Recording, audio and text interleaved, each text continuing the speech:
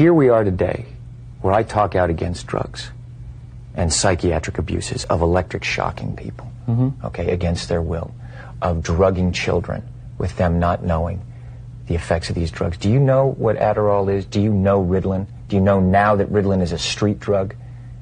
Do you understand that? The difference is, this was not against her will, though. But this wasn't against Brooke's will. Matt, I'm asking you a question. I understand there's abuse of all of these things. No, you see, here's the problem. You don't know the history of psychiatry. I do.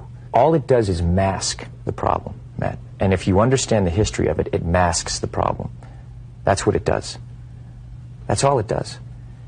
You're not getting to the reason why. There is no such as a chemical imbalance. I'm saying that drugs aren't the answer, that these drugs are very dangerous. They're mind-altering, antipsychotic drugs.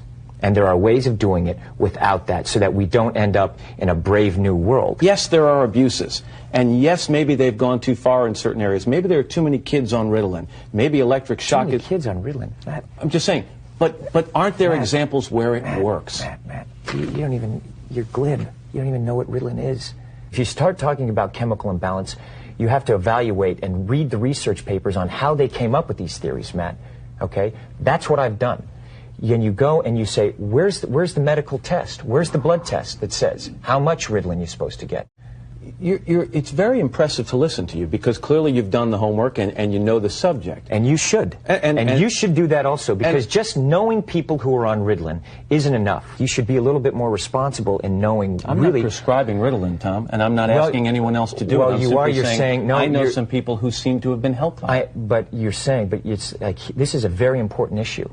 This is a very, and you know what? And you're here on the Today Show, right? And to talk about it in a way of saying, well, isn't it okay, and being reasonable about it when you don't know, and I do. I think that you should be a little bit more responsible in knowing what it is, because you communicate to people.